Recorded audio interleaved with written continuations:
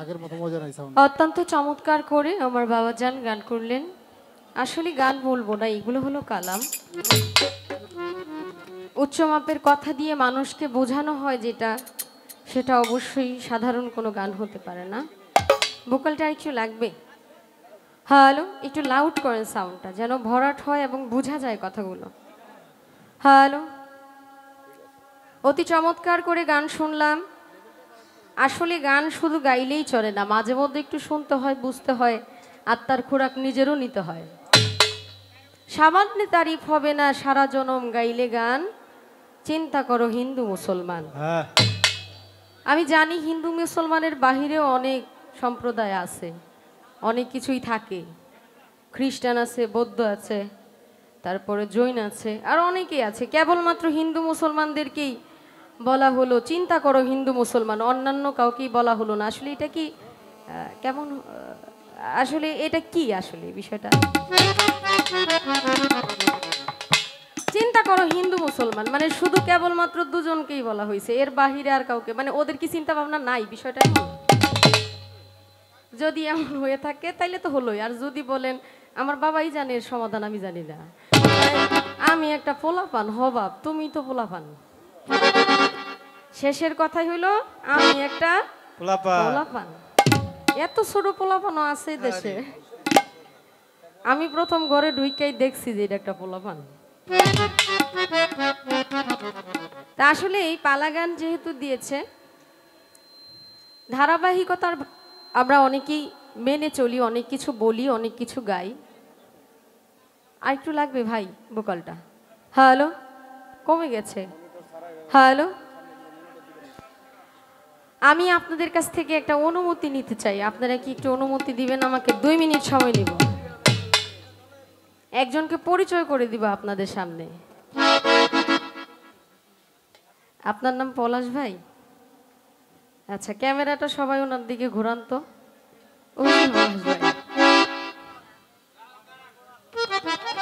আপনি একটু আসেন আমার কাছে, আসেন এখানে মঞ্চে আসেন।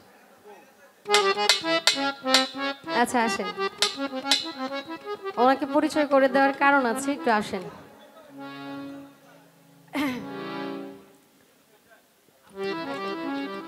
এখানে এসে দাঁড়ান।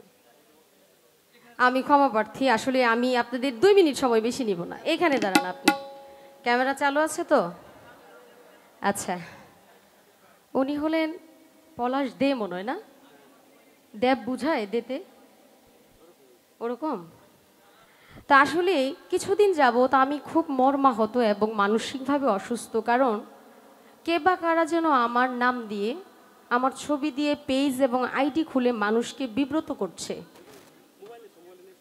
আচ্ছা, এখন কথা হলো, আমি অনেক কিছুই ঘাটাঘাটি করি, এত কিছু তার বুঝি না। এখন আমি সাইবার ক্রাইমে একটা মামলাও করেছি এই বিষয়টা নিয়ে। তা আমি জানি উনি আমার নাম এবং ছবি দিয়ে একটা পেজ ওনার আছে। তো ওনাকে একটু পরিচয় করে দিচ্ছি, আমি কথা বলে নেই, আপনি পরে বলবেন। ওনাকে পরিচয় করে দিচ্ছি এই কারণেই, উনি দেখতে কিন্তু ছেলেদের মতো, তাই না? অবশ্যই ছেলে মানুষ মনে হচ্ছে, কারণ যেহেতু আমি কোনো কিছু খুলতে পারছি না। আপনি মানে খাদিজা ভান্ডারি দিয়ে মানুষকে এইভাবে বলতে হচ্ছে যে আমি খাদিজা ভান্ডারি, আপনারা সবাই আমাকে ইনভাইট করবেন, আমার পার্সোনাল নাম্বার ফেসবুকে মিডিয়ার মধ্যে ছড়িয়ে দেওয়া, এটা আসলে একটা নারীকে হেয় প্রতিপূর্ণ করা। আসলে ভাই আমি জানি এখন আপনি যেই মোবাইল, যে ডিভাইস আমাকে দেখাবেন, এই ডিভাইসের বাহিরেও আপনার একটা ডিভাইস আছে, আপনাকে আর দেখাইতে হবে না, আমি ওনাকে বলে দিলাম না। কিন্তু এটা এটা এই পর্যন্তই, এটা ওনাকে চিনে রাখেন। উনি যে এটা এটা বলে রাখলাম, ধন্যবাদ। হ্যাঁ, এটা এইখানেই ক্যামেরাটা যেন ওনার কাছে থাকে। আচ্ছা, পরে আমরা এই বিষয়টা নিয়ে পরে আলোচনা করব। আচ্ছা, এখন এই বিষয়টা এখানে বন্ধ, কারণ আমার কথাটা আগে শেয়ার করে নিলাম। কারণ আমি যেহেতু মানসিকভাবে অসুস্থ, যারা আমাকে বিব্রত করছে তাদেরকে আমার পরিচয় করে দেওয়া দরকার। এখন পরিচয় হচ্ছে, পরে বাড়ি থেকে ধরে আনা হবে। এখন আমার গুরু ভক্তের পালা শুরু। গুরু আর ভক্তের কখনো কোনো পালা হয় না, গুরুর সাথে ভক্তের হয় প্রেম লেনদেন। শুধু কেবলমাত্র লেনদেন হয়, ভালোবাসা হয়, এর বাহিরে কিছুই হয় না। যেহেতু আমার গুরুর প্রতি আমার ভালোবাসা, মহব্বত, শ্রদ্ধা, সম্মান আছে, আমার গুরুর প্রতি আমি সম্মান রেখে আমার এই পালা গান করব। আমার এক বড় ভাই বললেন আপনারা একটু উপর থেকে পালা গানগুলো করবেন, কথাগুলো ভক্তের ভূমিকাটা যেন একটু উপর থেকে হয়। আমি যদিও ভক্তের কাতারে এখনো যাইতে পারি নাই, কিন্তু চেষ্টায় আছি আমি যেন একজন মানুষ হতে পারি। কারণ মানুষ হওয়ার জন্য তার ধৈর্যের প্রয়োজন। আমি যে পরিমাণের ধৈর্য ধরি বা ধৈর্য ধারণ করার চেষ্টা করি, আমি জানি না আমি কখনো ভক্ত হতে পারবো কিনা, কিন্তু এই আত্মবিশ্বাস আছে ভক্তের দপ্তর থেকে আমার নাম ইনশাল্লাহ কাটা হবে না। যেহেতু উনি আমার গুরু, গুরুর প্রতি ভক্তের কিছু কাজ থাকে, শিষ্যের কিছু কাজ থাকে। আমার নয়নের জল ছাড়া আমার গুরুকে হাদিয়া, নজরানা আমি আর কিছুই দিতে পারি না। আমার চোখ দেখে আমার গুরু বুঝবে যে এটা আমার ভক্তের নজরানা তার চোখের জলে হয়ে গেছে। কিন্তু এরপরও গুরুর বাড়িতে গেলে মনে হয় আমি যদি আমার গুরুকে অনেক কিছু দিতে পারতাম, অনেক কিছু খাওয়াইতে পারতাম, অনেক কিছু পিন্ধাইতে পারতাম, তাইলে মনে হয় ভিতরটা শান্তি হইতো। আমার গুরু আমার বাড়িতে কখনো যাবে কিনা আমি জানি না। যেহেতু মঞ্চে পেয়ে গেছি, একই সাথে একই মঞ্চে বসার সুযোগ হয়ে গেছে, আমার গুরুকে তো একটা ভক্তি দেওয়াই যায়, আমার গুরুকে তো ভালোবাসাটা দেওয়াই যায়। সেই জায়গা থেকে আমার গুরুর প্রতি সম্মান রেখে আমি আমার পালা গান শুরু করব। ধন্যবাদ সকল।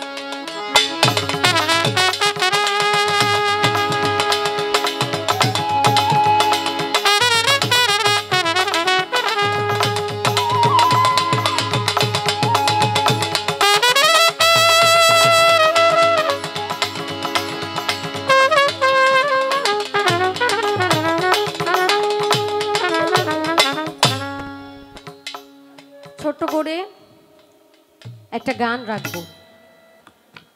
গানটা হলো এমন,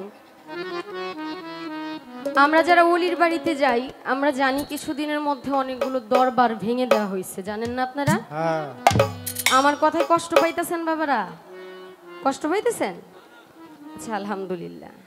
তো আচ্ছা রে বাবা, এই যে আমি আপনাকে ভক্তি দিলাম, ভালোবাসা জানাইলাম, এর জন্য কিছু নিন্দুকরা আমাকে নিন্দা করে, আমাকে কষ্ট দিয়া কথা বলে, আঘাত করে। আমি কোন দরজায় গেলে আমি বুঝতে পারবো যে আমি আসলে সঠিক রাস্তায় আছি? যারা মাজারকে ভালোবাসে না, আল্লাহর ওলিদেরকে ভালোবাসে না, তারা বলে মাজারে গেলে মাজার পূজারক। আর যারা মাজারকে বিশ্বাস করে না, অন্য পথে থাকে, তারা বলে তারা বেদিন কাফের। তা আসলে আমি কিভাবে বুঝবো প্রকৃত পক্ষে আমি নবীর উম্মত হয়েছি? আমি কাফের ফতুয়া পেলেও আমার কোনো কষ্ট নাই, আমি যদি নবীর উম্মত হই।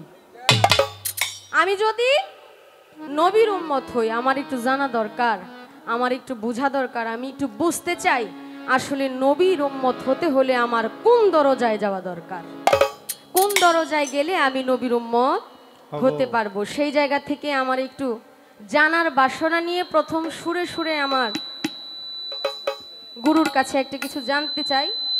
কি হইল ভাই? হ্যালো, আমি আমার একটা মাইক্রোফোন দিব। হ্যালো হ্যালো হ্যালো, আচ্ছা, আমি আমার জায়গা থেকে একটা কথা জিজ্ঞেস করতে চাই, জানতে চাই, বুঝতে চাই, এরপর ইনশাল্লাহ দেখা যাক, সময় অনুযায়ী গান হবে। ধন্যবাদ সকলকে।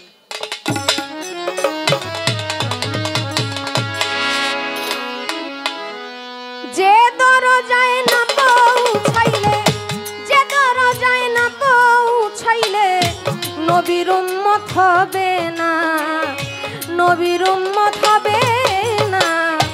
দয়া করে বলো গুরু সেই দরজার নমুনা, দয়া করে বলো গুরু।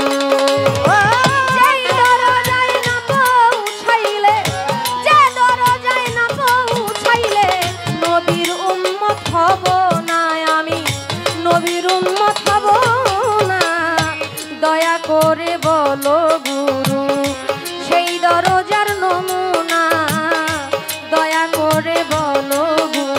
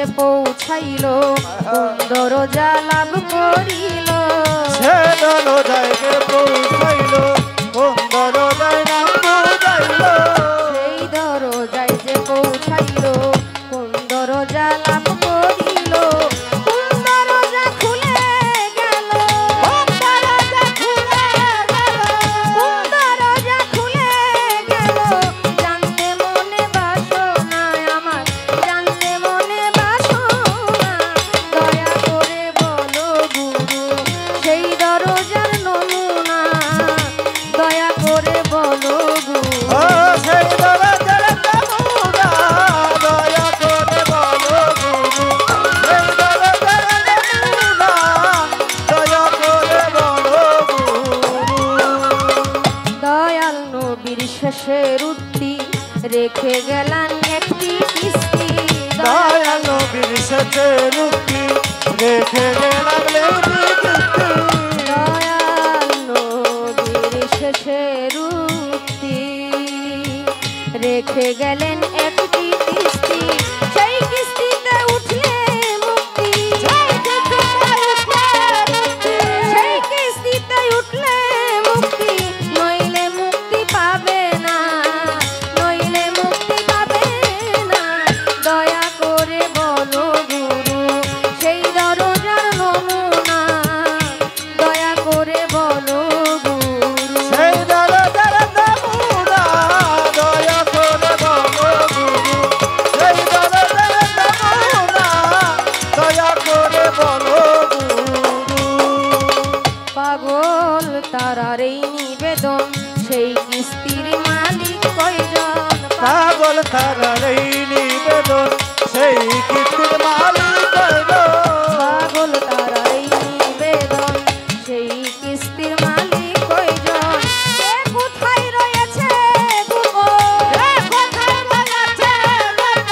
কে কোথায় রয়েছে গোপন আসরে করো বর্ণনা দয়া করে বলো গুরু সেই দেশের নমুনা দয়া করে বলো গুরু সেই দরজার নমুনা দয়া করে বলো গুরু সেই দরজার নমুনা দয়া করে বলো গুরু যে দরজায় না পৌঁছাইলে যে দরজায় না পৌঁছাইলে নবীর উম্মত হবে না নবীর উম্মত হবে না দয়া করে বলো গুরু সেই দরজার নমুনা দয়া করে বলো গুরু সেই দরজার নমুনা দয়া করে বলো গুরু সেই দরজার নমুনা দয়া করে বলো গুরু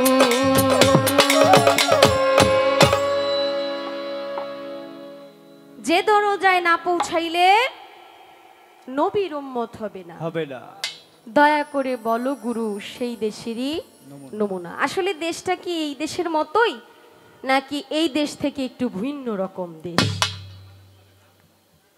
কারণ আমরা মুসলমান অনেকেই বলি আমি নবীর উম্মত মুসলমান বা ইসলাম ধর্মে যারা আছি তারা সকলেই মনে করি আমাদের শেষ নবী আখিরি নবী হযরতে আহমদ মুস্তাফা মুহাম্মদ মুস্তাফা সাল্লাল্লাহু আলাইহি ওয়াসাল্লাম এই নবীর উম্মত দাবি করেও আমরা যে অপকর্মের সাথে নিজেকে লিপ্ত রাখি আসলে কি প্রকৃতপক্ষে আমরা নবীর উম্মত নাকি নবীর উম্মত হতে হলে আমাদের অন্য কোনো দরজায় যাইতে হবে অন্য কোনো রাস্তায় যাইতে হবে যদি অন্য কোনো রাস্তায় যেতে হয় তাহলে ওই রাস্তাটা আসলে কোনটা যদি সেই রাস্তায় যাইতে হয় অবশ্যই সেই দেশে একটা রাজত্ব আছে রাজা আছে রাজার প্রজাও আছে অনেক কিছু আছে না আমার একটু জানা দরকার সেই দেশের রাজাকে সেই দেশের মন্ত্রীকে সেই দেশের সেনাপতিকে যেই দেশে গেলে আমি নবীর উম্মত হতে পারবো আমি এক সহজ সরল দেশের সন্ধান পাবো আমি যে গানটি করলাম এই গানের মধ্যে অনেক কিছু জানতে চাওয়া হয়েছে আমি জানি যিনি একটা কথাকে 10টা কথা দিয়ে বোঝাতে পারে সেই প্রকৃত গুরু হয় আমার বাবা জানের অনেক ভক্তবৃন্দ আছে আমি জানি আমার কথা আপনাদের তেমন বেশি ভালো লাগবে না কারণ গুরুকে বসিয়ে রেখে এত কথা বলা উচিত না কারণ গুরুর প্রতি সম্মান রেখেই বলছি, কারণ ওনার চোখের দিকে তাকানোর দুঃসাহস আমার নেই। ভক্ত মানে এমন যে আমার গুরু কি বলতে চায় তার মুখের দিকে তাকাইলেই আমি বুঝতে পারবো। আসলে সেই পর্যায়ে তো আমি এখনো যাইতে পারি নাই। আমার গুরু কি বলতে চায়, আর গুরুর প্রতি আমার যে একটা মহব্বত প্রেম হবে। আমি তো একজন নাদান, আমি যে একজন নালায়েক, গুরুর প্রতি সেই মহব্বত আমার জাগবে কিভাবে, আমি কিভাবে বুঝবো? আমি তার নামে নিজেকে উৎসর্গ করে দিয়েছি, কিন্তু তবু আমার মনে হয় আমি তার প্রেমে নিজেকে বিলীন করতে পারি নাই। তা আমি কিভাবে সেই জায়গায় পৌঁছাবো, এই বিষয়টা নিয়ে আমার বাজান একটু কথা বলবে। যেহেতু একজন আল্লাহর ওলির বাড়িতে এসেছি, মোবারক শাহ বাবার ভক্ত রফিক শাহ, আমি দয়ালদেরকে স্মরণ করে, আমার মুর্শিদকে স্মরণ করে, যার যার মুর্শিদকে বর্জকে রেখে এই গানটি শুনবেন। আশা করি আপনাদের ভালো লাগবে। আমি চেষ্টা করছি আমাদের খুব বিখ্যাত একজন কবির লেখা একটি গান গাওয়ার জন্য। আশা করি আপনাদের ভালো লাগবে। ধন্যবাদ।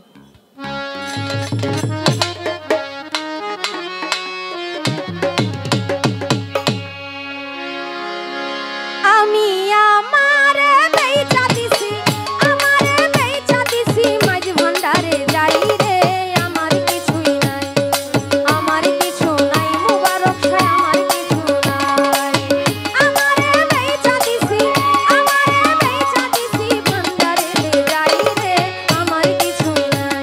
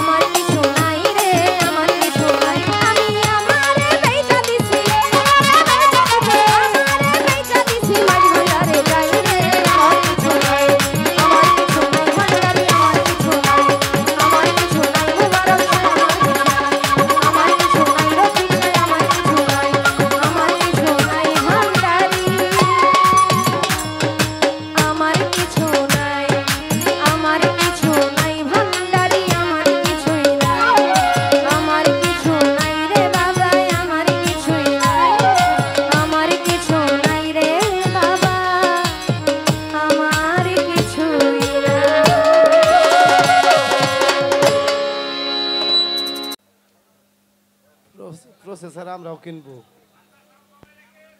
না বাড়াই দেখ এখন আর সাউন্ড নাই বাবা। হ্যাঁ আজকে আমাদের এই মহান দরবার শরীফ থেকে বাবা এই রিভাবটা একটু হল টাইমটা একটু কমাও। হ্যালো হ্যালো আমারগুলোই নাই। আমাদের উভয় শিল্পীর পরিচয় পর্ব শেষ হওয়ার পরে এই দরবার হতে আজকের পালা হচ্ছে গুরু ভক্তের পালা। হ্যালো বাহ বাংলাদেশের এই প্রজন্মে বারান যিনি অত্যন্ত সুখ্যাতি অর্জন করেছেন তার আদবতার মাধ্যমে, সঙ্গীতের মাধ্যমে। বাহ বাহ জি বাহ আমার মা জননী খাদিজা ভান্ডারী ভক্তের ভূমিকা অবতীর্ণ হয়ে তার কর্তব্য কাজগুলি অত্যন্ত চমৎকার করে করলেন। আহা আর আমি অধম ফকির আবুল সরকার, আমাকে দেওয়া হয়েছে গুরু দায়িত্ব। তো সেই পালাগানে যাওয়ার আগে বলবো বাবা, যিনি বেশি কথা বলেন তার তো ভুল হওয়াটাই স্বাভাবিক। অনেক কথা বলা হবে। আমি সর্বপ্রথম সবার কাছে আগেই আল্লাহর হস্তে ক্ষমা চাই। যেগুলি ভালো এটা আপনারা গ্রহণ করবেন, আর যেটা খারাপ এটা আমাদেরকে দিয়ে যাবেন। এ বাবা বসেন বসেন বসেন।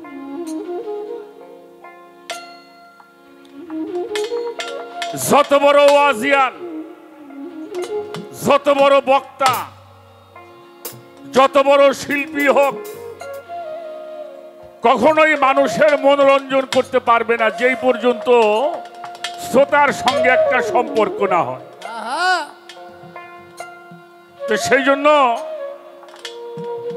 আপনারা আমাদেরকে যা দিবেন আমরা তাই দেওয়ার জন্য চেষ্টা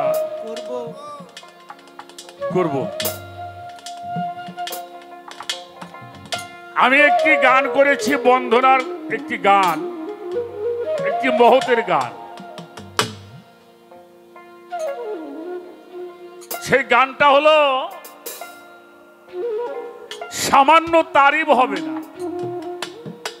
সারা জনম গাইলে গান।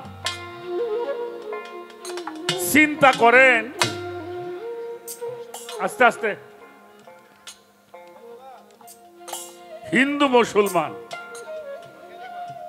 আবার পরেও বলছি চিন্তা করেন যত জ্ঞানবান।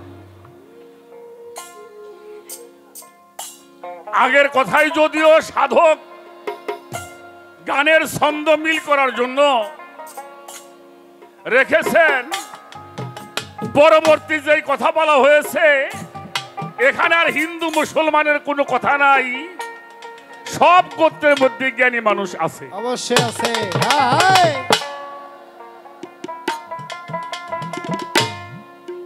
বাবা বাবা বাবা বাজান বাজান বাজান, হ্যাঁ বসে বসে খাও বাবা।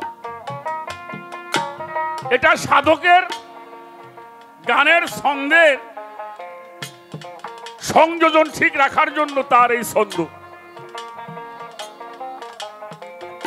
এই যে মানব লাগে আজব, ছিল শুক্র কীট, মায়ের পেটের ভ্রণাকারে নাছিল বুকপিট। আল্লাহ রাখিয়া মায়ের উদরে সর্বাঙ্গ তৈয়ার করে, দুগ্ধ স্তনের ভিতরে জন্ম নিয়া করি। এখানে এই কথাটা, এই জিনিসটা গ্রহণ করে নাই সে মানুষটা পৃথিবীতে। আস্তে আস্তে আস্তে আস্তে কারে জিজ্ঞেস করি? আচ্ছা আমার বাবাজিরে জিজ্ঞেস করি। এই যে মুরব্বী বাবাজি, আপনার বয়স কত? 86 বছর বয়স। 86 না আপনার 87 বছর বয়স? রাখেন এই বাবাজির বয়স হলো ৮৬ বছর।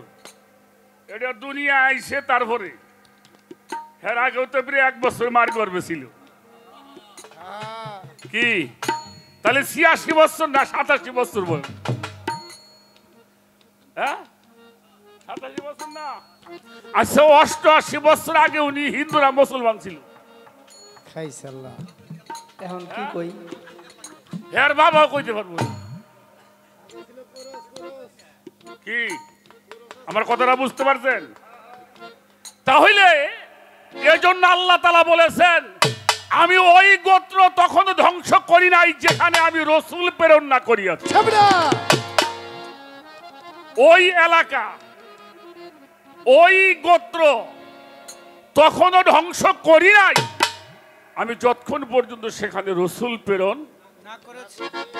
আর যখনই সেই রসুল সেখান থেকে আঘাত পেয়ে চলে গিয়েছেন, আল্লাহ সেখানে গজব নাজিল করেছে। সেই জন্য বাবা, মানুষ যদি হওয়া যায়, যতক্ষণ হিন্দু মুসলমান বৌদ্ধ খ্রিস্টান এই জাতের সাইনবোর্ড যতক্ষণ পর্যন্ত মাথার মধ্যে আছে ততক্ষণ পর্যন্ত মানুষ হওয়া যাবে না।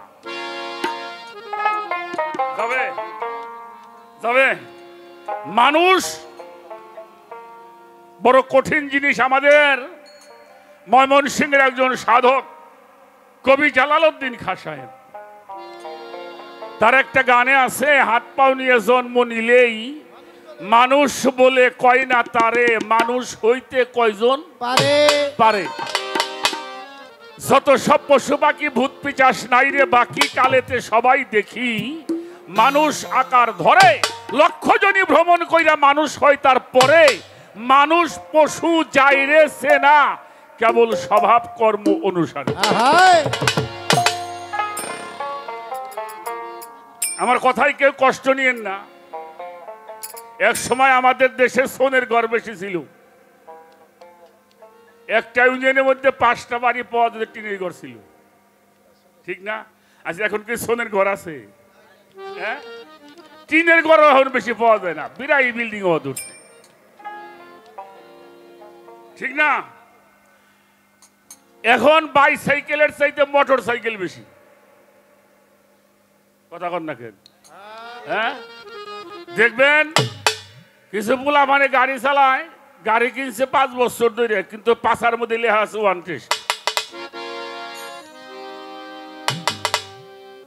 টেস্ট, প্লেট নাম্বার নাই আছে। আমার মতো কিছু মানুষ আছে, ওরা নামে মানুষ কিন্তু মানুষের প্লেট নাম্বার গায়ে বসে থাকে। আর মানুষ যদি হতে চাও তাহলে মানুষের সঙ্গ লাভ করো। মানুষের হয় করণ ভিন্ন কার্যদায়ে পাবে চিহ্ন, সকলেরই অগ্রগণ্য নিত্য সদাচারে। দেবজীব গুরু ভক্তি জীবে দয়া করে, পঞ্চ প্রেমে থাকলে মাখা শুদ্ধ মানুষ বলে। ভেবে কবি জালাল বলে, এই মানুষের সেই মানুষ মিলে, এক মানুষের কৃপায় কত মানুষ যাবে তোরে। জাতে জাতের একটা মানুষ আসিলে সংসারে, কোটি মানুষ তোরে যাবে ওই আল্লাহর ওলির নামে জোরে। তো এই জন্য বাবা, ওই গানের মধ্যে 2টা কথাই বলা আছে, হিন্দু মুসলমানও বলা আছে, আবার জ্ঞানবানও বলা আছে। শুনছে শুনছে শুনে নাই আপনি একটু কই লইব না। হ্যাঁ, সিগন কাম তো এগুলি। হ্যাঁ, আর একটা প্রশ্ন, উনি আমাকে একটা ভক্তি মঞ্চে করছেন। এটা আমাদের এক সমাজে এক প্রকারের মানুষ এটা ভালো চোখে দেখে না। আবার আমরা যারা একটু এগুলি করি আমাদেরকে মাজার পূজারি বলা হয়। আমরা কি মাজার পূজারি, বহুত কিছু কয়। ভালো, এইটা নিয়ে একটা জ্বালা যন্ত্রণার মধ্যে আছে, এটার একটা ফয়সালা করতে হবে। আর নবীর উম্মত কিসে হওয়া যাবে, তাই তো? আমার দয়াল নবীর শেষের উক্তি রেখে গেল একটা কিস্তি। কি রাখছে? মাসালা মাসালা আহলে বাইতিহি কামা সাপিসালা মান্দা খালা মিন্নুহি ফানাজ্জি। আল্লাহ রসুল মুহাম্মাদুর রাসূলুল্লাহ সাল্লাল্লাহু আলাইহি ওয়াসাল্লাম উনি বলেছেন নূহ নবীর সময় একটা প্রলয় হয়েছিল, হয়েছিল কিনা? ওই নূহ নবীর সময় যখন একটা প্রলয় হলো, আল্লাহ তাআলা নূহ নবীকে বলেছিল একটা নৌকা তৈরি করবার জন্য। এটা কোরআন শরীফের মধ্যে এখনো আছে। আমার কথায় বিরক্ত হন বাবারা, আমি 2 মিনিট কথা বলি। যত নবী আসছে নূহ নবীর মতো এত চোখের পানি কোন নবী। নূহুর বাংলা হলো ক্রন্দনকারী। এত কান্না করে এত বুঝাইও একটা মানুষকে ধর্মের পথে আনতে। আল্লাহরে কইল, আল্লাহ আমার এই কষ্ট আর সহ্য হয় না, আল্লাহ আমারে তুমি নিয়ে যাও। আমার একটা কথাও মানুষ। আমার আল্লাহ বলে, নূহ আমার ওই নবুয়তের পোশাকটা তুমি আমারে খুলে দিয়ে দাও। তা নবুয়তের পোশাক যদি খুলে দেওয়া হয় তাহলে তোর সে শ্রেষ্ঠের কাতারে থাকতে পারে না। পারে না। আল্লাহ বলল, নূহ একটা কাজ করো। কি কাজ করব? একটা নৌকা বানাও। এই ঘটনা আপনারা সবাই জানেন। তারপরে একটু এই নৌকাটা গভীর ছিল 40 হাত আর 120 হাত ছিল লম্বা। কিস্তি এই নৌকা বানাইলো। মানুষে কয়, নূহ কি করো? কয়, আল্লাহ পানি দিব তো যারা এই নৌকার মধ্যে উঠ পড়া বাঁচবো। মানুষে কয়, পাগল পাকপেল লাগছে। সেই নৌকা তৈরি হইল, কিন্তু পানি হয় না। তা মানুষে কইলে, এক কাজ করো, ফাঁকা জায়গায় পায়খানা করি। তো ওর চাই নূহ নবীর নৌকার মধ্যে বসে বসে পায়খানা করুম।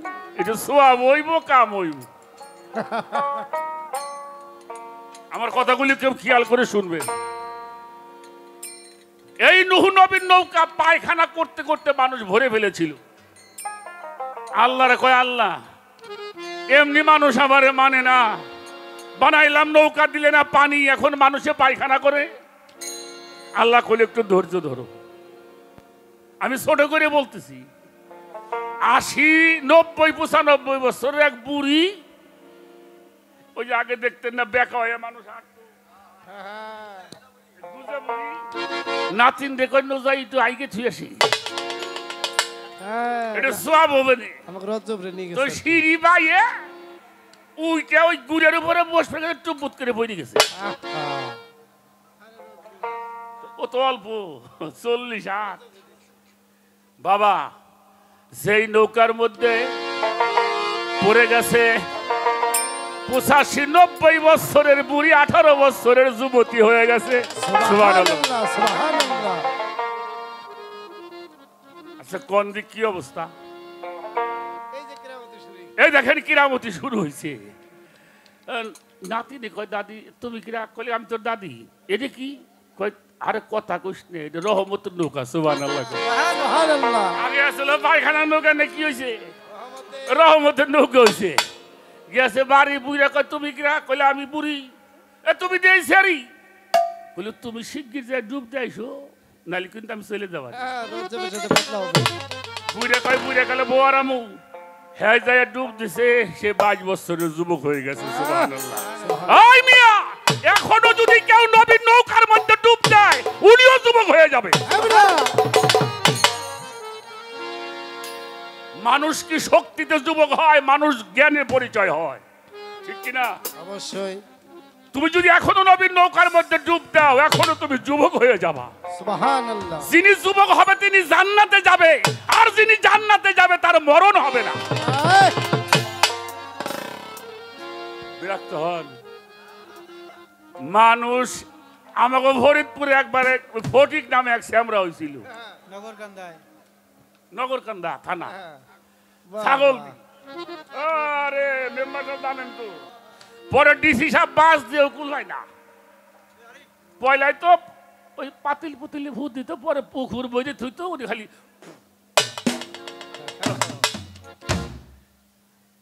তাই এই অবস্থা। আর দেখেন দুনিয়ার যা বুঝেরা আসলে ডুব দিয়ে সব শুরু করলো। কারো অসুখ বিসুখ হলে একটু খায় হাইরে যায় পরে দূর দূরান্তর মানুষ খবর হইনে গেছে যায় দেজুর মধ্যে গু নাই আমাকে সুশান্ত গায়ের সেবা করে। ওরা যায় নৌকার ভিতর গাঙ্গেতে পানি আইনে ধুয়ে একটু খায় একটু বোতল করে বাড়ি নেয় ওরাও তাজা হয়ে যায় ইমন চকচকা হইছে নৌকা। আরে নুহুরে কয় আল্লাহ ও নুহু এখন কি মনটা আর নুহু কয় না আল্লাহ আপনি খুব ভালো দেখতেছে। আমার রাসূল বলেছেন আমার উম্মতের জন্য আমার উম্মতের নাজাতের তরি হইলে আমার আহলে বায়াত যারা ওই নৌকার মধ্যে উঠবে তারা কখনোই হালাক হবে না তারা হবে জান্নাতি। সুবহানাল্লাহ। আমি তোমাদের জন্য দুইটা ভারী বস্তু রাখলাম একটা হলো কিতাব আল্লাহি কিতাব আর একটা হলো আমার আহলে বায়াত সেই আহলে বায়াতের ধারায় যেই সমস্ত ওলিরা দুনিয়াতে আসছে তাদের কাছে আত্মসমর্পণ করলে নবীর উম্মত হওয়া যাবে। সুবহানাল্লাহ। কি বলেন যতক্ষণ পর্যন্ত এখানে আত্মসমর্পণ করবে না আত্মসমর্পণকারী হলো মুসলমান। আহা আত্মসমর্পণকারী মুসলমান কার কাছে করবেন নবীদের সময় নবীদের কাছে আতি আল্লাহু আতিউ রাসূল ওয়ালিল আমরি মিনকুম আমার রাসূল এবং ওলিদের কাছে যারা আত্মসমর্পণ করলো তারাই হয়ে গেল নবীর। যারা এটা করে নাই তারা নবীর উম্মত হইতে পারে নাই। এই জন্য বাবা মুসলমান যদি হতে চাও আগে আত্মসমর্পণ করতে হবে নবীদের সময় নবীদের কাছে। আর বেলায়েতের যুগে আমার মাওলা আলী ফাতেমার ঘর থেকে যেই সাজরা নামা আসছে এরা সবাই আমার নবীর সন্তান। আর যারা নবীর সন্তানের কাছে আত্মসমর্পণ করলো তারাই হয়ে গেল মুসলমান। এরা হইল নবীর উম্মত কারে কয় নবীর মতে যার মত তিনি হইল নবীর মতে যার মত। যেই গুরু যেই মুর্শিদ যেই পীর যিনি দাইমি সালাদ শিক্ষা দেওয়া জানে না তিনি প্রকৃত গুরু হতে পারে।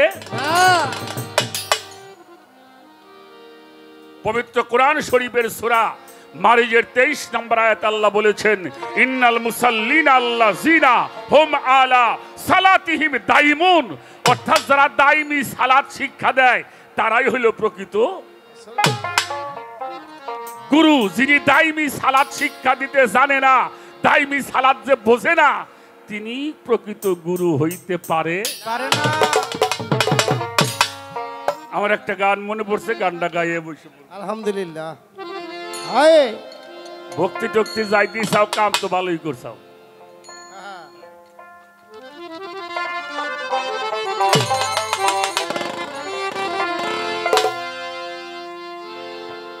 আচ্ছা বাবা হাসরের মাঠ আপনারা মানেন না? অবশ্যই মানে হ্যাঁ? অবশ্যই। সেই সময় যে পাপ করে মাপ চাইলি কাম হইব? মাপের ব্যবস্থাও এখান থেকে কইরে যাইতে পাপটা যেমন এখানে করছাও মাপটাও তোমাকে এখান থেকে চাইয়া যাইতে হবে। গুনাহ খাতা মাপ করাইয়া মর নবীর হাদিস পড় গুনাহ খাতা মাপ করাইয়া মর গুনাহ খাতা মাফ করাইয়া মর নবীর হাদিস পড় গুনাহ খাতা মাফ করাইয়া মর গুনাহ খাতা মাফ করাইয়া মর নবীর হাদিস পড় গুনাহ খাতা মাফ করাইয়া মর ওরে হাত দিয়া নায়েবের হাতে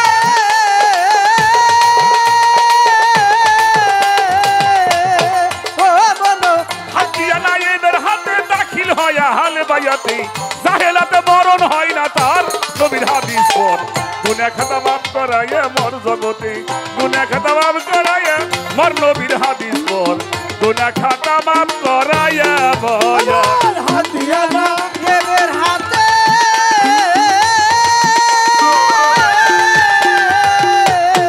ও বলে হাতিয়া না এদের হাতে, জয় জয় হরে ভয়ানি সাহেলাতে মৃত্যু হবে তার, নবীর হাদিস পর। গুনাহ খাতা মাফ করাইয়া মর, ওরে গুনাহ খাতা মাফ করাইয়া মর, নবীর হাদিস পর। গুনাহ খাতা মাফ করাইয়া মর। বাবা রাখো, ছোট বাজাও। শিরক করতে পারে মানুষে, গরু বাছুর শিরক করতে পারে, আমার কথা বোঝা যায়? একমাত্র শিরক করতে পারে মানুষ। আমি কুরআন শরীফে দেখেছি আল্লাহ বলেছেন সমস্ত সৃষ্টি আমাকে সিজদা।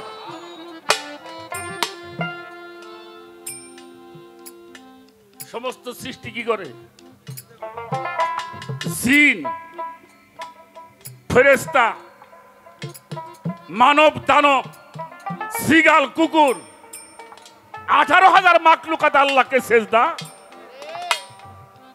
করে। আচ্ছা, আমার দয়াল নবীরে গাছে সিজদা করে নাই?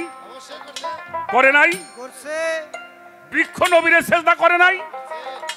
আবু জেহেল বলেছিল, মুহাম্মদ যদি এই বৃক্ষ, খেজুর বৃক্ষ তোমাকে সালাম করে, তাজিম করে, সম্মান করে, তাহলে বলবো তুমি আল্লাহর নবী।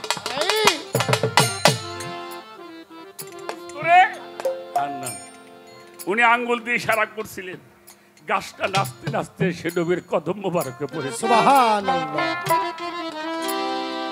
আমার হুজুর ইশারা করলেন, আবার গাছটা জায়গায় গিয়ে বনের পশু নবীকে সিজদা করেছে। ছোটকালতে শুনছি, এটা গান শুনছেন না?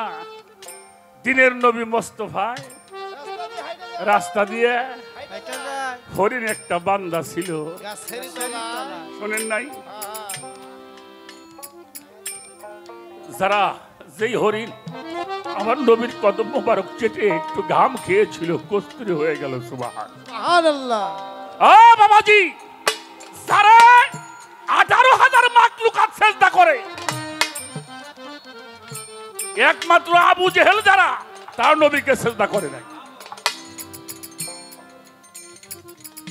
চন্দ্র সূর্য নবীকে সিজদা করেছে, করে নাই? হাতের ইশারায় চন্দ্র 2 খণ্ড হয়েছে। সেই নবীর উম্মত আমরা। আর সেই নবী নিয়ে কত কথা আমাদের সমাজে বলে। কোরআন শরীফের একটা সূরার নাম হলো সূরা হুজরাত। যাদের কাছে মোবাইল আছে খোলেন, আমি বলি, দেখেন মেলে কিনা। সূরা হুজরাত 2 নম্বর আয়াত। রাসূল পাক সাহাবাদের নিয়ে বসে আছেন। বনি তামিম গোত্রের থেকে একজন মানুষ আমার হুজুর পাকের কাছে আসলেন। ছোট, খুব ছোট বাজাবা, বাজানটা বিরক্ত হন। আমার হুজুর পাকের কাছে আসলেন, ইয়া রাসূলুল্লাহ, আমাদের একজন নেতার দরকার। এই এলাকায় যদি, এই যে আমার বাবা যান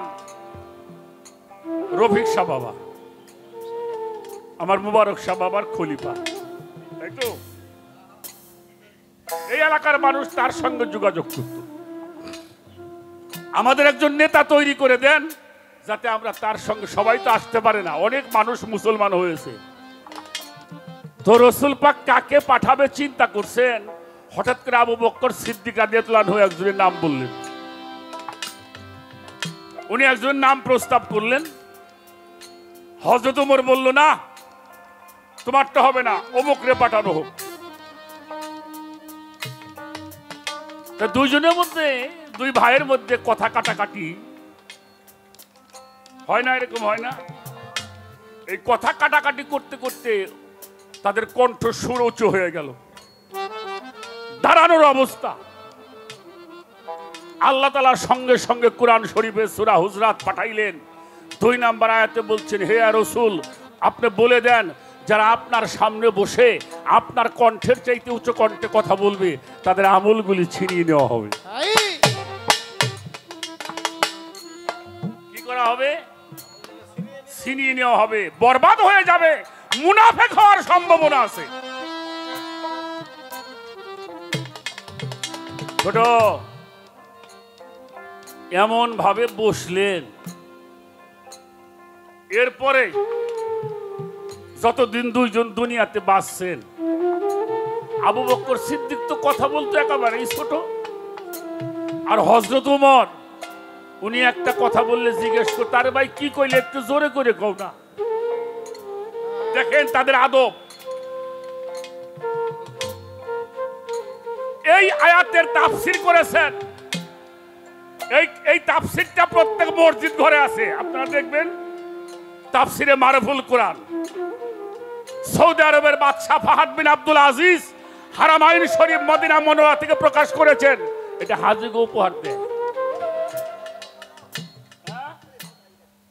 প্রত্যেকটা মসজিদ ঘরে আছে, আপনারা দেখবেন পরে। এরপরে এই তাফসীরের মধ্যে লিখেছেন, আল্লাহর রাসূল জীবদ্দশায় থাকতে তাকে যেমনি তাজিম, সম্মান, শ্রদ্ধা, ভক্তি করা হয়েছে, নিচু ভাষায় কথা বলা হয়েছে, তদ্রূপ এখনো মদিনা মুনাওয়ারায় গিয়ে তার রওজা পাকের মধ্যে ঠিক ওইভাবেই কথা বলতে হবে। ছোট্ট আওয়াজে, উচ্চবাচ্য করা যাবে না। যেমনি তাজিম করেছে, সম্মান করেছে আনসারীরা, বিভিন্ন দেশের রাজা বাদশারা এসে নবীর কাছে ইসলাম গ্রহণ করেছেন, উনারা আগে এসে দয়াল নবীর হাতের মধ্যে চুমা দিয়েছেন, পায়ের মধ্যে। এটা তো মুসান্নাবে আব্দুর রাজ্জাক সাহেবের কিতাবের মধ্যে আছে, সিয়াসত হাদিসের মধ্যে আছে। শুধু তাই নয়, এখনো রাসূল পাকের রওজার সামনে গিয়ে তাজিম, সম্মান, ছোট ভাষায় কথা বলতে হবে। কেননা আমার রাসূল পাক এখনো রওজার মধ্যে জিন্দা। জোরে জোরে কোন সুবহানাল্লাহ। রওজার মধ্যে এই আয়াতের তাফসীর করতে গিয়া লিখছেন হক্কানি আলেম উলামা, যারা হক্কানি রব্বানি আলেম উলামা, সুফিদের পীর মাশায়েখদের সাথেও তেমনি আদব সম্মান রক্ষা করে চলতে হবে। কেন চলতে হবে? তারা হইল আমার রাসূলের ওয়ারিস।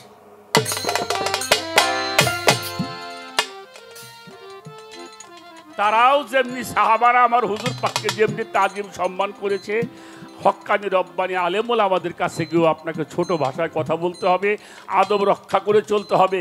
যদি তার বাড়িতে কিছু জানতে চান, তাকে যায় ডাক দেওয়া যাবে না, আপনি দরজায় বসে থাকবেন, উনি উঠলে কথা বলতে হবে। এই জন্য যদি নবীর উম্মত হইতে চাও, তাহলে এখানে এসে আগে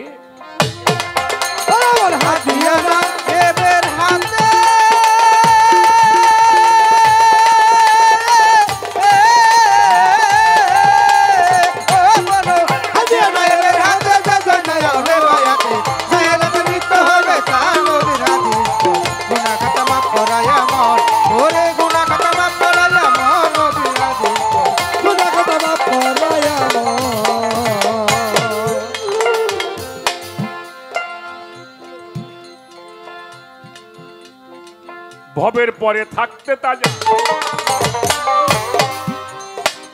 মাফ করাইয়া গুনার বুঝা, কবর হতে উঠিও হাসো,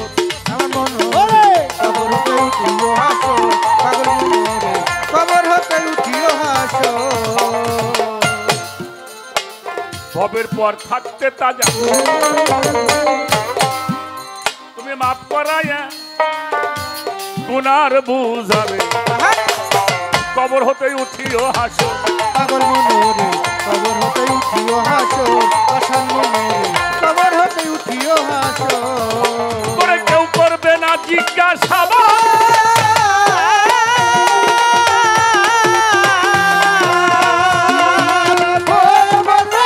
কেউ করবে না জিজ্ঞাসাবাদ, কামেল পীরের হইলে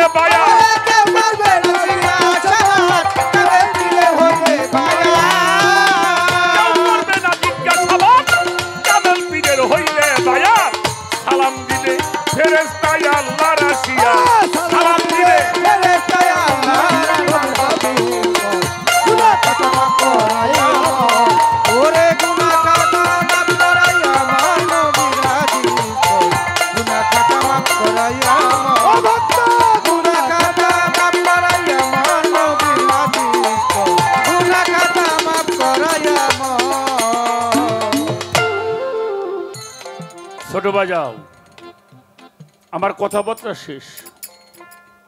যারা মাদ্রাসায় লেখাপড়া করেন তারা ভালো জানেন। এখন হাদিস পড়তে যায় আমাদের ছেলেরা, ৬৬টা হাদিস।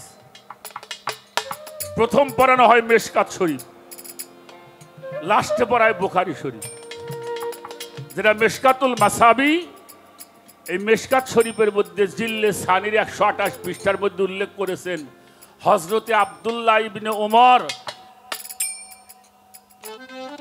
উনি উল্লেখ করেছেন ওমান মাতা আলাই সাফি আনুহি মাইতা ফি জাহিলিয়াত, কোন মানুষ যদি বায়াত ব্যতীত মারা যায় তার মরণটা হবে জাহিলিয়াতের মতো। তাহলে জাহেল থেকে মুসলমান হতে হবে, আর যিনি মুসলমান হয় উনি নবীর উম্মত হয়। যিনি মুসলমান হতে পারলো না সে নবীর উম্মত হইতে পারলো না। তাই সাধক তার গানের মধ্যে সেই কথাটাই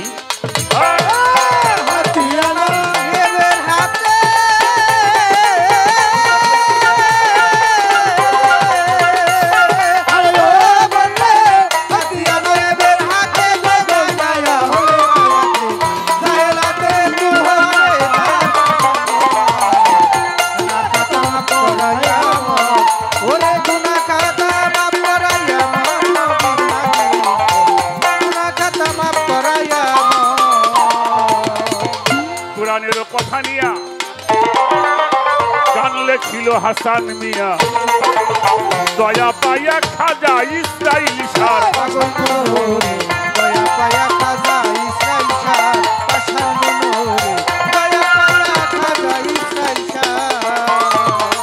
কুরআনের ওই কথা নিয়া গান লেখিল হাসান মিয়া, দয়া পাইয়া খাজা ইসরাইল শাহ, দয়া পাইয়া খাজা ইসরাইল শাহ।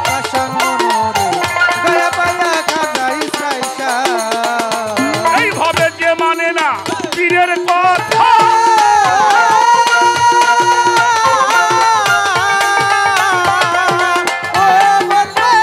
যে মানবে না পীরের কথা সেটাই নবীর প্রাণে ব্যথা।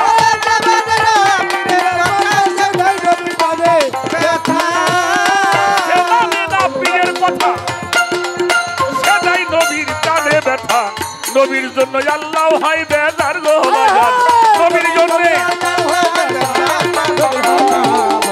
গুনাহ খাতা করাইয়া ওরে গুনাহ খাতা মাফ করাইয়া নবীর হাদিস, গুনাহ খাতা করাইয়া আরে গুনাহ খাতা মাফ করাইয়া নবীর হাদিস, গুনাহ খাতা মাফ করাইয়া। ছোট বাজারে পলাশ বাবা, আমার কথায় আপনারা বিরক্ত হন? আচ্ছা, কোরআন যদি কিছুর ফয়সালা করে সেখানে হাদিস লাগবে? হ্যাঁ, হাদিসের দরকার নাই তা বলবো না। যেখানে কোরআন ফয়সালা করবে আর কোনো কথার প্রয়োজন পড়ে না। কেন বললাম?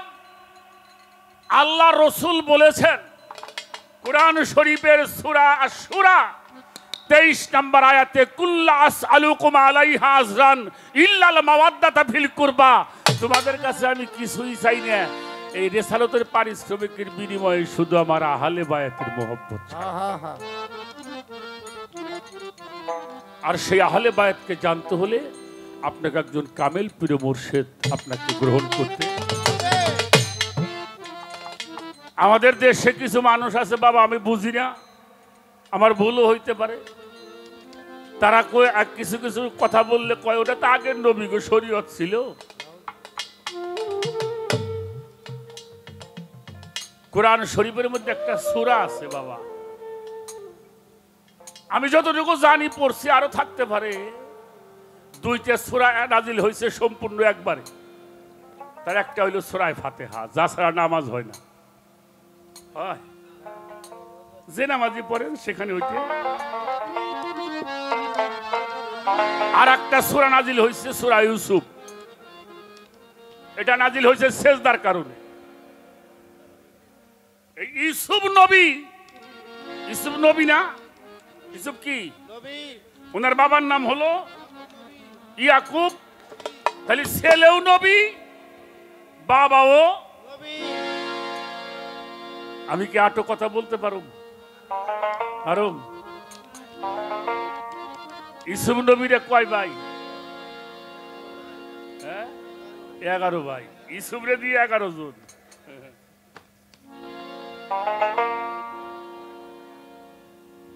6 বছর বয়স, রাত্রে শুয়ে ঘুমাইছে, স্বপ্নে দেখে ইসুফ আকাশের সূর্য চন্দ্র 10টি নক্ষত্র ইসুফ নবীর পায়ের মধ্যে সেজদা করে। এটা আছে না? হ্যাঁ। তো সকালবেলা বাবা, এই যে আমার বাবা বসে রয়েছে, বাচ্চা মানুষ তো বাবার কোলের মধ্যে বসে মুখের মধ্যে হাতাই দিছে। বাবা বাবা আমি একটা স্বপ্নে দেখছি বাবা। ইয়াকুব নবী কয়, কি স্বপ্নে দেখেছো? বললে, স্বপ্নে দেখলাম আকাশের সূর্য চন্দ্র 10টি নক্ষত্র আমার পায়ের মধ্যে সেজদা করে। সুবহানাল্লাহ বলেন না? সুবহানাল্লাহ। ইসুফ নবীকে বুকের মধ্যে জড়াই ধরে বলছিল, তুই তো একদিন আল্লাহর নবী হবি। সুবহানাল্লাহ বলবেন? সুবহানাল্লাহ। তুমি একদিন নবী হবা। তবে একটা কথা বলি বাবা, এই কথাটা তোমার ভাইদের কাছে বইলো না, তোমার শতালো ভাই তো। বাবা আমার কথাটা মাফ করে দিয়েন, রক্তে খুব বিরক্ত করে, রক্তে খুন করে, কিন্তু যারা তরিকার ভাই তারা কোন দিন কাউরে খুন করে না, করে না। কথাটা জানাজানি হয়ে যাওয়ার পরে তার ভাইয়েরা ইউসুফকে মেরে ফেলবে এটাই সিদ্ধান্ত নিল। দেখেন রক্তে কি করে। অনেক বড় ঘটনা বলুম না, ওনাকে যেভাবে নিয়ে গেল হরিণ শিকারের কথা বলে, বাবা দিতে চাইল না। যখন উনি তো বুঝতে পারছে যে আমার ছেলের ওরা বাঁচাই রাখবো না, আল্লাহ বলল, হে নবী আমার উপরে সবকিছু অর্পণ করা, আমি আল্লাহ হেফাজত করব। সুবহানাল্লাহ। বাবা আমি আল্লাহর উপরে সবকিছু অর্পণ করতে পারি না, আল্লাহ আমার হেফাজত করলো, দিয়ে দিলেন। দেখেন ইউসুফ নবীকে কুয়ার মধ্যে ফেলে দিল, তাই নাই? ইউসুফ নবী বাঁচে নাই। এই জন্য মুরব্বীরা বলতো, রাখে আল্লাহ মারে কে? যদি আল্লাহ রাখে তারা কেউ মারতে পারবে না। বাবা দেখেন সেই ইউসুফ নবীর কারণে ইয়াকুব নবী কানতে কানতে দুইটা চোখ কানা হয়ে গেছিল। বাবার দুইটা চোখ, কারণ আপনার বাবার 100 বছর বয়স, 5 ভাই। বাবা যদি মারা যায়, বাবাকে কান্দে করে আপনি সুন্দর মতো সমাধি করলে এটা ছেলেদের জন্য ভালো। বাবা বাবা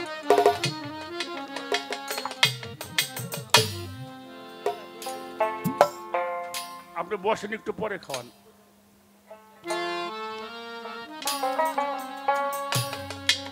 এই জন্য তো আমাদের গান নিয়ে মানুষ কথা বলে। দেখেন কোরআনের কথা হচ্ছে, তারপরে আমরা একটু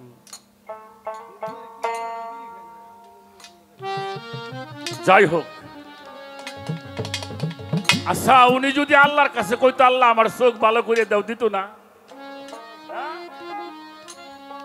দেখেন বাবার চোখ কানা হয়ে গেল কেন? কারণ সব ছেলে বাবার মনের কাছে প্রিয়। ছেলের লাশ বাবার কান্দে উঠা বড় কঠিন ব্যাপার বাবা, খুব কঠিন ব্যাপার। ইউসুফ আলাইহিস সালাম তার ভাইয়ের আসছিল সাহায্য নেওয়ার জন্য। ইউসুফ নবী তখন মিশরের গভর্নর, গভর্নর ছিল।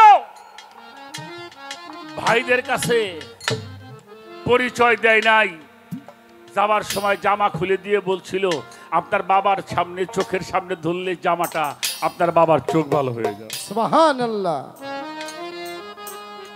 ছেলেরা তাই করলো। যখন বাবা ইউসুফ নবীর ঘরের মধ্যে জামা নিয়ে প্রবেশ করেছিল, ইয়াকুব নবী চিৎকার দিয়ে পাগল হয়ে গেছিল, এই তোরা কে কোথায় আসো, আমার কাছে আয়, আমার ইউসুফ বাড়ি আসছে। সুবহানাল্লাহ। সুবহানাল্লাহ। ছেলেরা বললো, বাবা ইউসুফের পাও কোথায়? বলে ইউসুফের গায়ের গন্ধ পাইতেছি। এটা শুধু বাবা আর ছেলে নয়, এখানে গুরু শিষ্যর একটা প্রেম। জামাটা যখন চোখের সামনে ধরলো, ইয়াকুব নবীর চোখ দুইটা ভালো হয়ে গেল। তখন ইয়াকুব নবী বলেছিল, এটা আমার ইউসুফ নবীর জামা, আমার ইউসুফ বেঁচে আছে।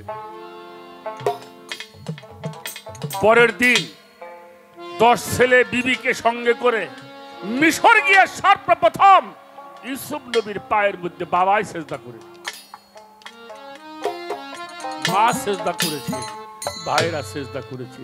ইউসুফ নবীও বাবারে, মারে সিংহাসনে বসে তিনিও বাবা মায়ের কদমের মধ্যে চুমা।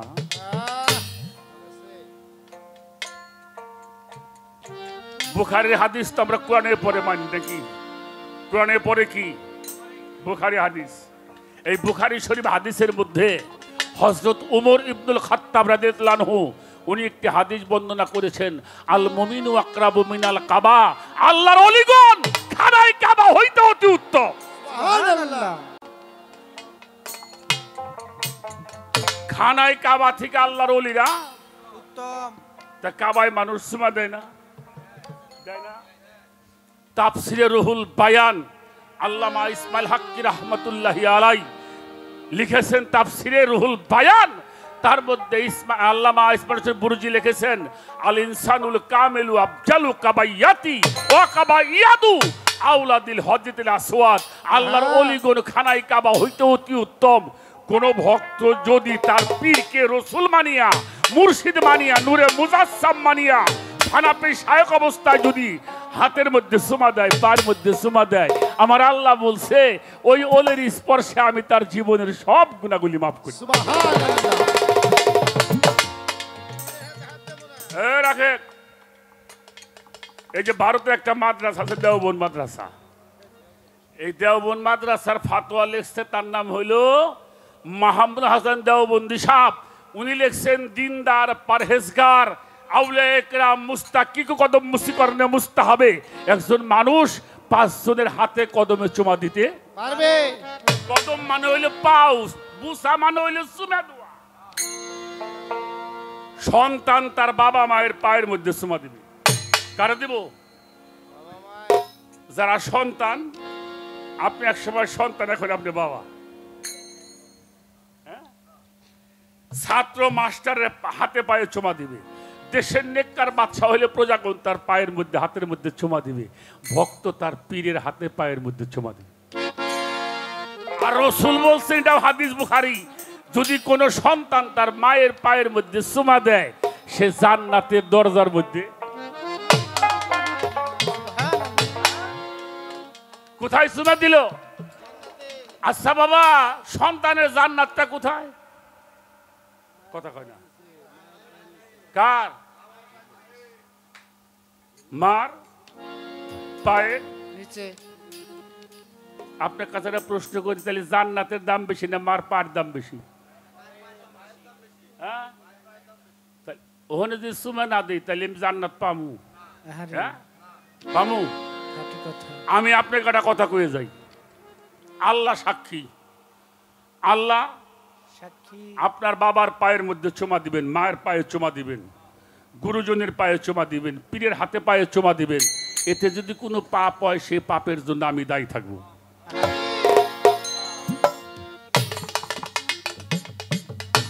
তুমি দলিল দিয়ে কি করবে? তো এই পাপের ভাগে আমি, পাপের দায়িত্ব আমার। আমরা তো বাবা মায়ের পায়ে চুমা দিব, তো দিব তো ইনশাল্লাহ। যে সন্তান বাবা মায়ের পায়ের মধ্যে চুমা দেওয়া জানে, ও সন্তান কোন পিতা মাতার কষ্ট দেওয়া জানে না। ভুল কইছি বাবা। এক সময় আমরা স্কুলে গেছি পরীক্ষা দেওয়ার জন্য, বাবা মায়ের পায়ের মধ্যে আমরা চুমা দিয়ে গেছি। গেছেন না এমন লোক আছেন না? এই যতদিন পর্যন্ত এই আইনটা আমাদের দেশে আসিল ততদিন পর্যন্ত বাংলাদেশে এটা ভিক্ষা করার জন্য বৃদ্ধ আশ্রম পাওয়া যায় নাই। আর এইটা বেদাত হইছে আর বৃদ্ধ আশ্রমের এখন অভাব। গুতের চোটে বুঝবি লালন দিনে দিনে।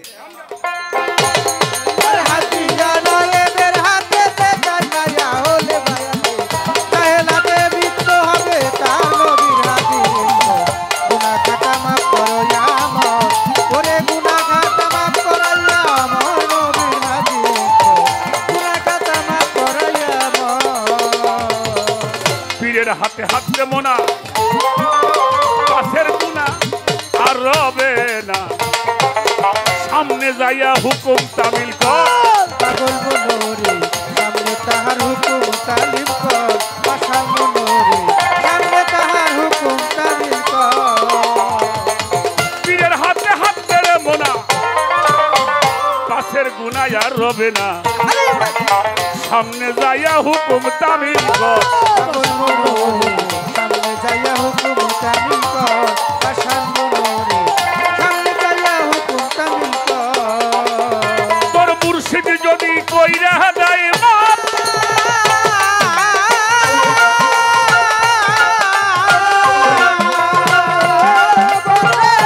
ওরে আমার মুবারক শাহ বাবা, আমার ভান্ডারি দুর্গাপুরি মুর্শিদ যদি কইরা দেয় বাপ থাকবে না আর এ দেহে বাপ থাকিবে না, কাল সমনে ডর নবীর হাদিস পর।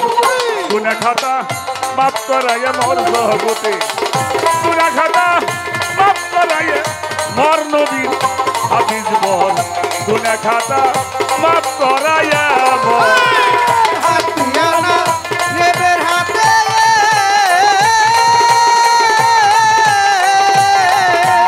ও ভক্ত, হাতিয়ানা লেবের হাতে বজায় মায়া হরাতে, সাহেলাতে দীপ্ত হবে তার নবীর হাদিস।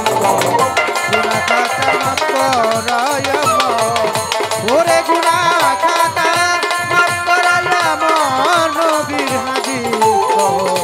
গুনাহ খাতা মাফ করায়া মর।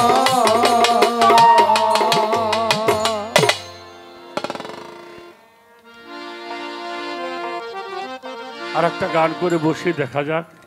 কথা মনে হয় একটু বেশি বলে ফেলছি, মাফ করবেন ইনশাআল্লাহ যদি। তো আপনারা যারা আছেন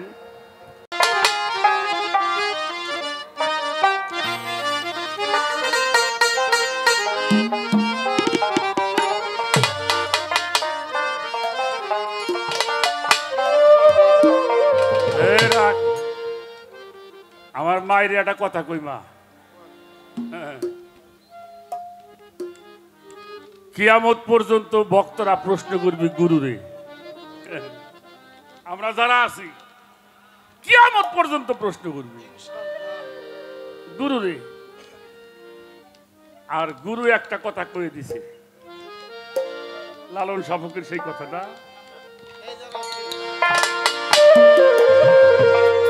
এইভাবে সর্বসাধন সিদ্ধ হয় তার, এইভাবে সর্বসাধন সিদ্ধ হয় তার, এই মানুষ গুরু নিষ্ঠা যায়। এইভাবে মানুষ গুরু নিষ্ঠা যায়।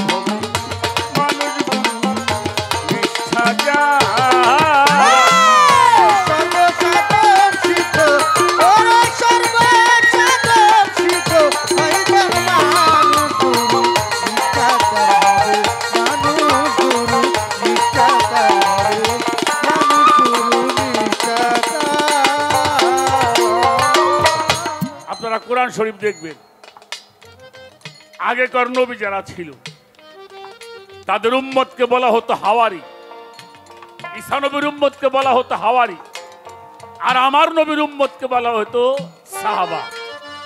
কি নবীর কি সাহাবা। আর এই জামানায় পীর মুর্শিদের হয় ভক্ত। এই সাহাবা ভক্ত হাওয়ারি এক জিনিস, যারা গুরু ভিন্ন কোনো কিছুই বোঝে না এই জন্য সাইজি বলে সর্বসর্ব সিদ্ধ হয় ওরে সর্বসর্ব সিদ্ধ হয় যার নাম নিষ্ঠা তার হবে মানুষ গুরু নিষ্ঠা তার হবে মানুষ গুরু নিষ্ঠা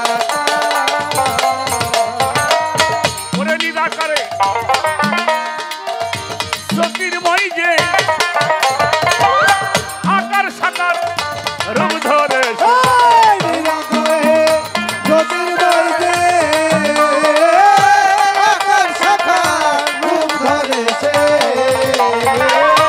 নিরাকারে জ্যোতির্ময় যে আকার সাকার রূপ ধরে ও যেই দিব্য জ্ঞানী হয় সেই জানিতে পায়, দিব্য জ্ঞানী হয় সে জানতে পায় কলির যুগে মানুষ অবতার, মানুষ গুরু নিষ্ঠা যার ভবে, মানুষ গুরু নিষ্ঠা যার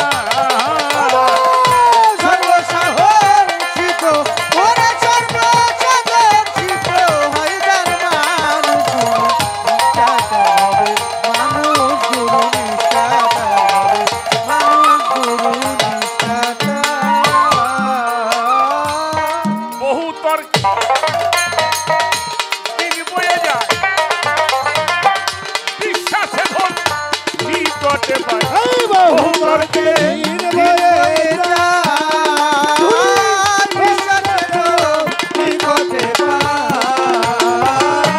আর বহু তর্কে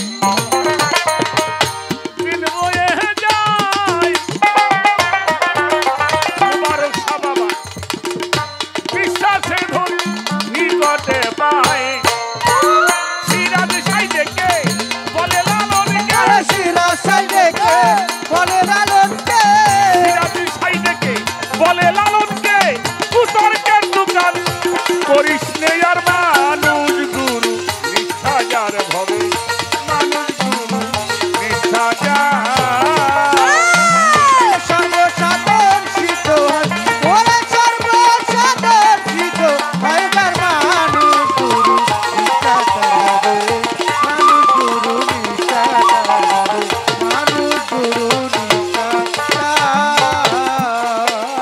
বহু তর্কে দিন বয়ে যায়, বিশ্বাসে ধন নিকটে পায়,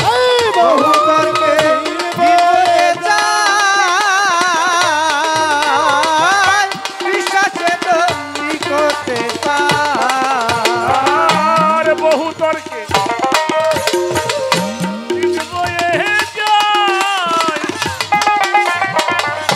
বিশ্বাসে ধন নিকটে পায়, সিরাজ সাইদেকে বলে লালনকে, সিরাজ সাইদেকে বলে লালনকে কুতর্কের দোকান করিস নে আর মানুষ গুরু নিষ্ঠা যার ভবে, মানুষ গুরু নিষ্ঠা যার